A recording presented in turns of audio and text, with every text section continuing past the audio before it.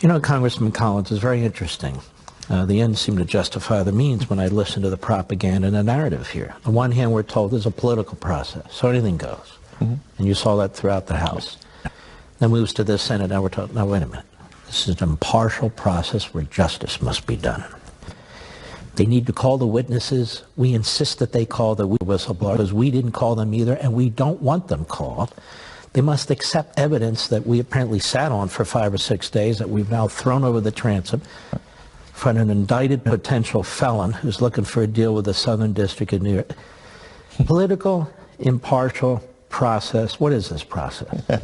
It's a combination. And it always is. And, you know, you mentioned impartiality, and I've heard we talk about this, you know, the impartiality. It's funny that they question the impartiality of our senators, but they don't question the impartiality of those senators running for president. Or other. So Democrats running for president who've trashed the president, yes, who are now going to sit as jurors. You're saying the Democrats are talking about impartiality. Yeah. Why are they sitting? Yeah, let's at least call hypocrisy what it actually is. You know, because there's not a Democratic member of the Senate that is not spoken in the sense of against its president. But to go back to your question, I think it's an interesting part. Everything that we do in the House and Senate is political, and it's by inherent nature will be. But what tames our political passions, and what should it be if you're a Democrat or a Republican, is the fact that we come together as 435 members of the House, 100 members of the Senate, and we run our committees, we run our House procedures based on rules. House workplace has it. Everybody understands rules and right. But when you get to the end justifying the means setup is what we've seen this past year. When I have a chairman who shuts members down from actually making amendments and tells us that they have to get bills to the floor, they have a timeline that they can't go, so we can't do our amendments.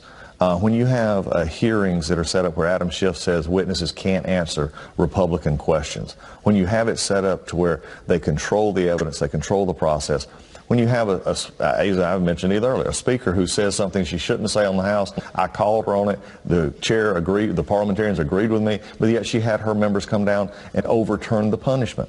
When you get to the point where you're more concerned about the end result than you are the rules, this is the part that if I sit back and if you and I were to have this conversation and say, what's the most concerning part of this whole thing? The president's going to be cleared. I'm not worried about that. He's done nothing wrong. What I am concerned about is what state had left our House in. Because I haven't been one who actually worked across, got bills done, worked with this White House, worked with Democrats to do stuff for the American people. But now this barrier of trust has been broken down because there's no ability to believe that there's going to be any fairness in the process. American people need to understand when they hear us, when they make fun of me talking about process, they're making fun of the very institution that they claim to love. And that is the sad day that it just breaks my heart to see. I'm an institutionalist from that. The founders had it right. And if we trash it for political expediency, then we're in deep trouble.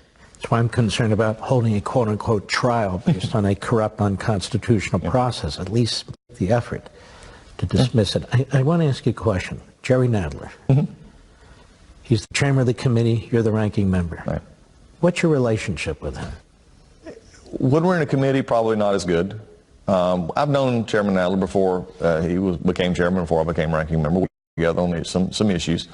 But what has concerned me the most is this year is when it gets to the hearing, they brought in hired staff, consultants on the outside that were only one thing, and that was to get this president because they knew they had the platform to do it with the impeachment process.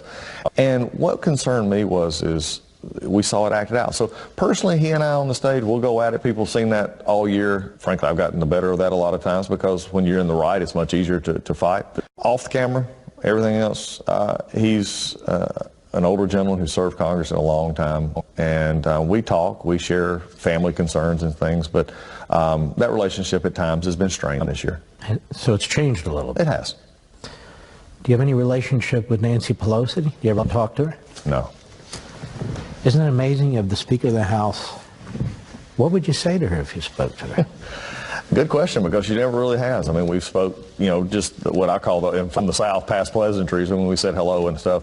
We don't know each other that well, and because there's not been an opening, to ever, do so. Even though I've worked on bills with very partisan Democrats. Hakeem Jeffries is actually a dear friend of mine, from a perspective of understanding. I understand that he is from the very liberal Brooklyn. I'm from the very conservative district in the state of Georgia. But we've gotten stuff done like criminal justice reform, other things, data privacy.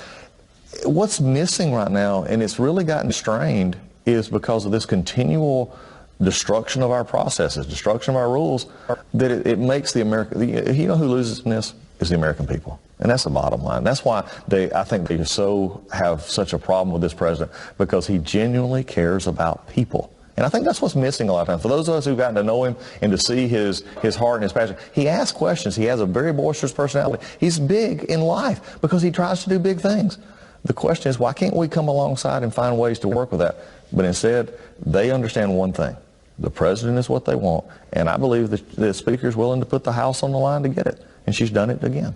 Folks, don't forget, most weeknights you can join me on Levin TV. Just give us a call at 844-LEVIN-TV, 844-LEVIN-TV, or go to blazetv.com/Mark, blazetv.com/Mark, and we'll be right back.